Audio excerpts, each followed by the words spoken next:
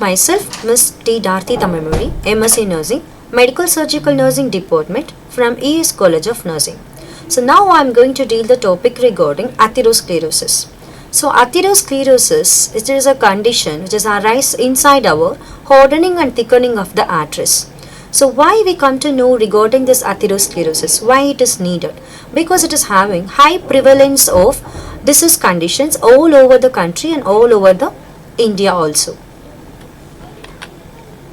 Then definition of atherosclerosis, it is a thickening or hardening of the arteries and it is caused by a buildup of plaque in the inner lining of an artery.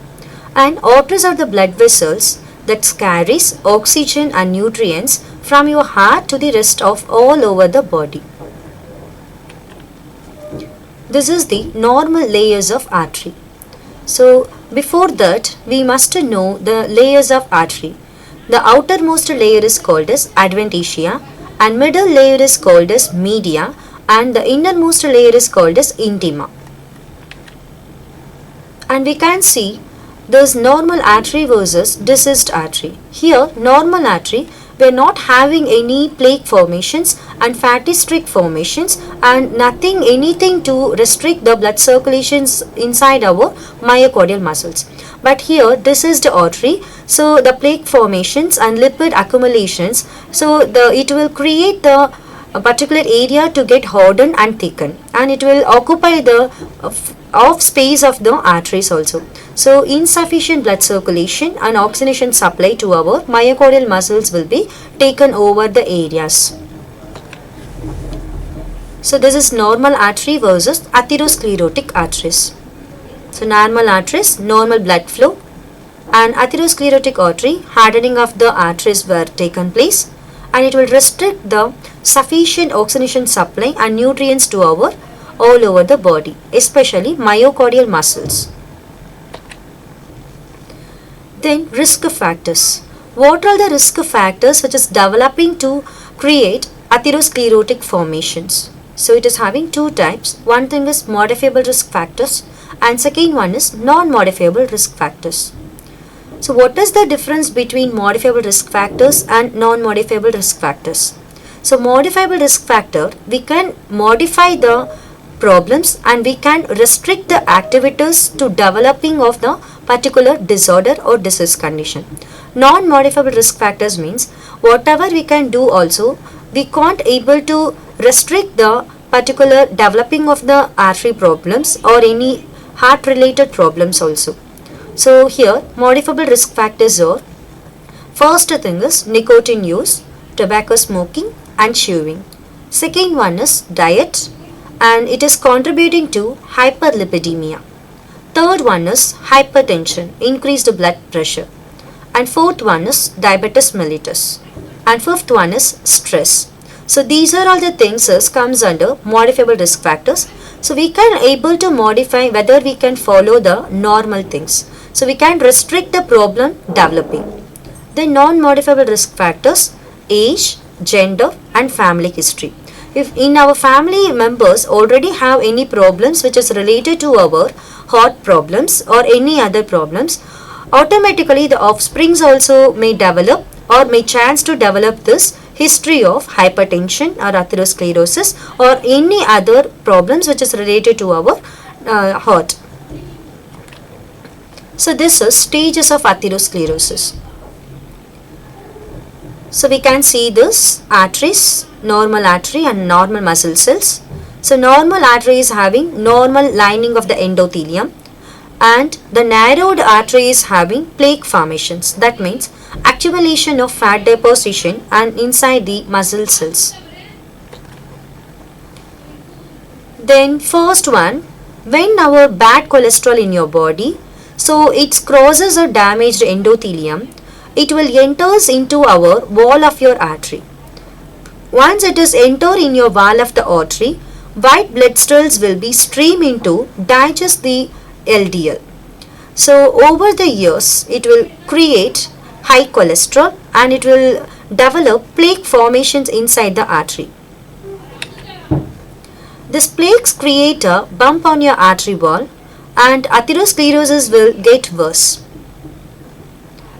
and it will go and create a blockage inside the arteries to restrict the sufficient blood circulation. Once the area got ruptured, this allows the blood to clot. So all the areas of the things will get under infarction. So it will create the cause for stroke and heart problems also, like heart attack. Then fatty streaks. Fatty streaks means it is a yellow strip lining the walls of a major arteries, and this fatty streaks has been found in children as young as 10 age.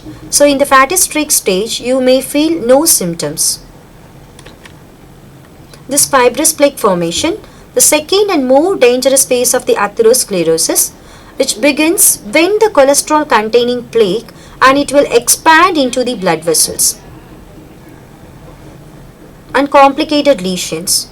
In the last and foremost serious stage of our atherosclerosis is this already developed plaque begins to break up, and once the area got break up, this exposes the cholesterol and tissue beneath it, and it is causing unseen but serious harm to our immune system.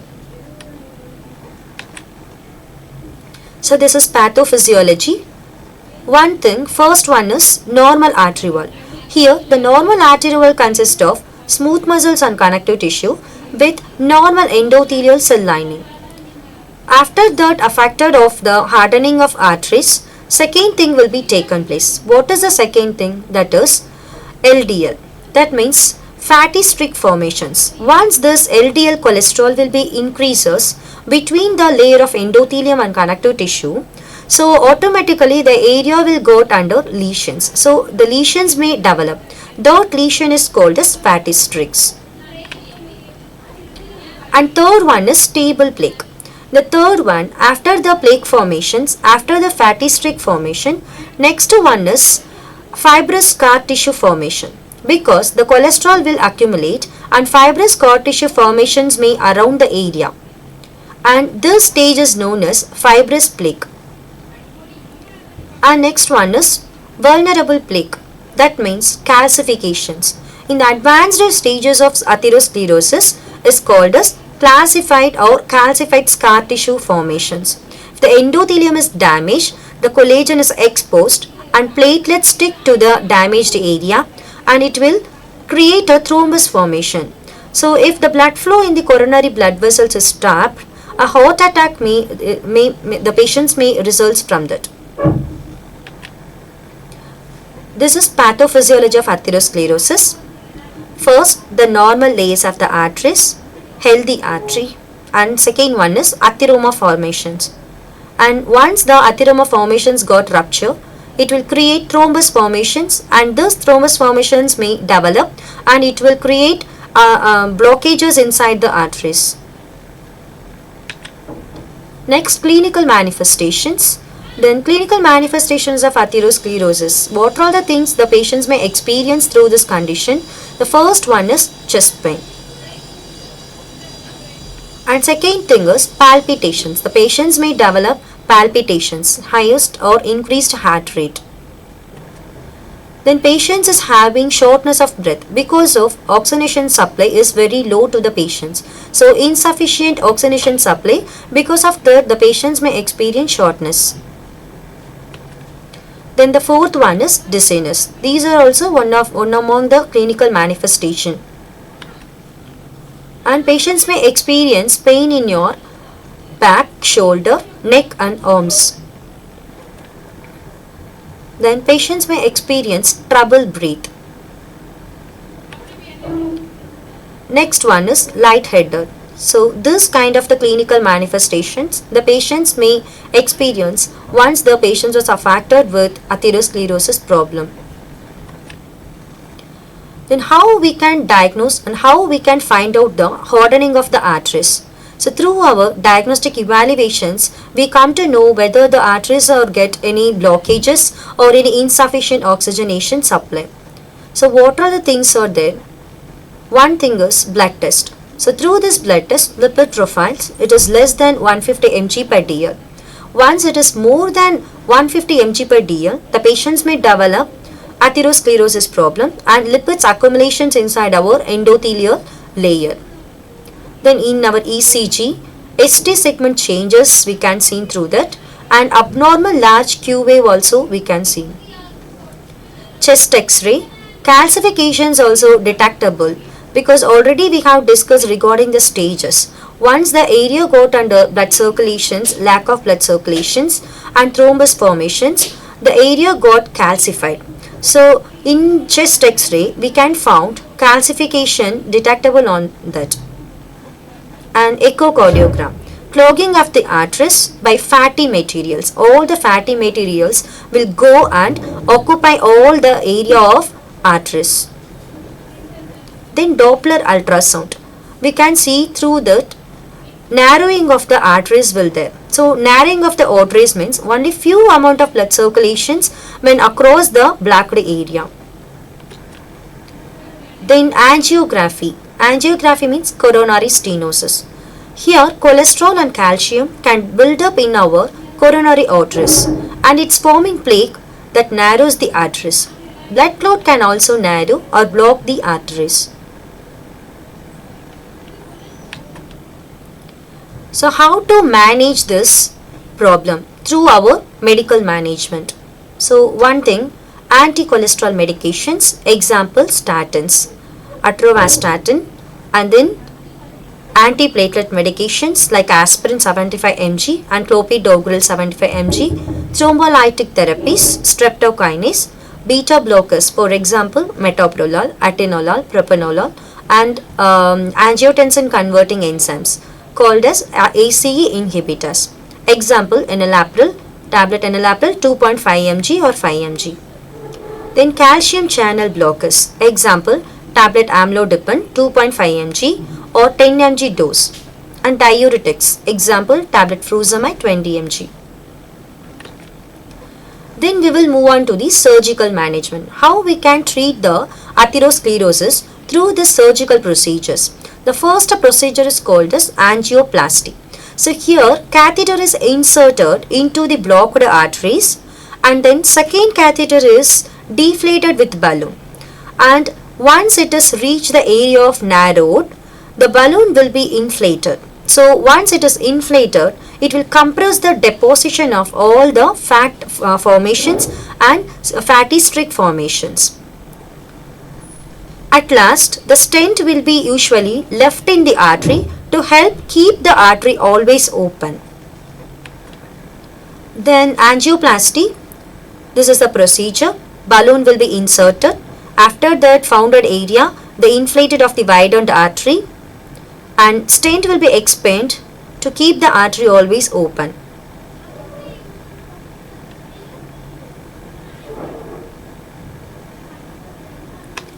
So next one is endarterectomy. So endarterectomy is a procedure to surgically removing from the narrowed artery. When the procedure is done on the artery in the neck, that means carotid arteries, it's known as carotid endarterectomy. So here incision may be made by the surgeon, then removing of the plaque formation. After that, stitched over the areas. So here we can see endarterectomy procedure. So before, reduced blood flow and narrowed artery cross section. So in right side, normal blood flow restored and incision will be stitched to repair the artery. So we can get normal blood flow and restored. Then coronary artery bypass grafting or bypass surgery. So it's create a new path for blood to flow around the blocked area. Then the surgery which involves it's taking a healthy blood vessels from the any other areas, and the vessels will be connected below the blocked heart artery. Then we have created new pathway to improve blood flow to the heart muscles. This coronary artery bypass surgery is having another names also. So one thing is coronary artery bypass grafting and second one is CABG, CABG. Then coronary artery bypass graft surgery, and at last heart bypass surgery. then we can see that always internal mammary artery is selected by the surgeon to bypass the areas to get normal blood flow. So we can see the normal process. By this bypass, the affected area can get normal circulations and normal O2 supply from that. So this is the difference between before and after the surgery. So here decreased blood flow, after bypass surgery normalized blood flow. And consequences. So once the person was affected with atherosclerosis or any problems which is related to that, what are the things will be developed by the patient? So one thing is myocardial infarctions, and second one is ischemic heart diseases, and third one is cerebrovascular accident, and fourth one is peripheral arterial diseases, and fifth one is aneurysms. So here we can see the first consequences of atherosclerosis. First one is myocardial infarctions. Myocardial infarctions means nothing but lack of blood circulations and oxygenation supply to our myocardial muscles. That is called as myocardial infarctions. So the coronary artery supplies insufficient blood to the muscles. So next one is stroke. Blood clots stop the flow of blood to an area of the brain. So it will create stroke to the patient. Next one is aneurysms. This aneurysm is cerebral artery breaks open and it is causing bleeding around the brain. So here commonly affected site. One thing is cerebral infarction, carotid atheroma, myocardial infarction, aortic aneurysms, peripheral vascular diseases and gangrene. So nursing management, first one is nurse should educate the patient about the effect of smoking on the arterial system. Then encourage adherence of cholesterol lowering medications and other medications. Recommended follow-up of the patients on statins to monitor required lowering cholesterol. Accompany any prescriptions of medications with dietary control. Then preventions, how to prevent the atherosclerosis formations and how to prevent the consequences may develop through the disease condition. One thing is get regular medical checkups and control the blood pressure and check cholesterol, don't smoke, exercise regularly and maintain a healthy weight, eat a hot healthy diet and manage the stress. Prognosis, if the atherosclerosis is left untreated, it can be fatal by leading to a stroke or heart attack. Especially, caution is needed if a patient is also diabetic because the disease can progress very rapidly in diabetic patient. So these are all the references. So till now we have seen regarding the atherosclerosis and how to form the atherosclerosis and stages of atherosclerosis and what are the signs and symptoms, then how to identify the disorders and how to treat the conditions with medical and surgical management. Thank you.